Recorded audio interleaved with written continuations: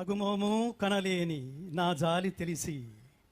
పరమాత్ముడు ఎంతటి భక్త సులభుడంటే అర్జునుడి ప్రార్థన మేరకి పరమాత్మ చెప్తాడు, భక్త్యా తు అనన్యయా శక్యః అహమేవం విధోర్జున జ్ఞాతుం ద్రష్టుంచ తత్వేన ప్రవేష్టుంచ పరంతప.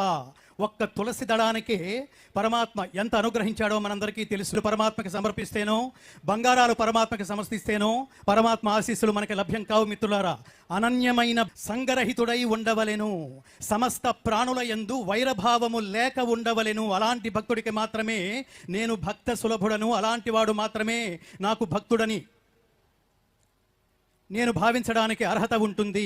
పుట్టినందుకు ఒక భగవద్గీత శ్లోకం మనం నేర్చుకోకపోతే భారతీయుడుగా, తెలుగువాడుగా మన అస్తిత్వాన్ని మనం ప్రశ్నించుకోవాల్సిన దుస్థితిలో ఉన్నట్టు లెక్క.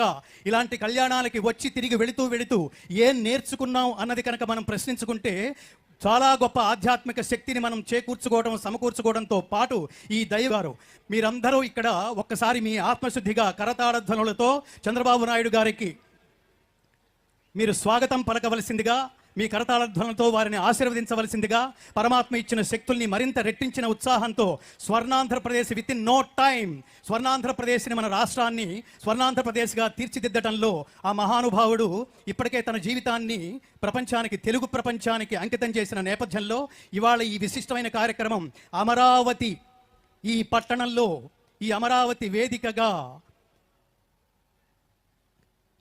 ప్రపంచం ఆశ్చర్యపోయే, ప్రపంచం ఆనందించే గొప్ప స్థితికి తీసుకువెళ్లాలనే సంకల్పం ఈరోజు ఈ వేదిక మీద స్వామివారి సమక్షంలో జరగబోతోంది. అమరావతి అభివృద్ధికి ఈరోజు విశేషమైన పునాది పడబోతోంది.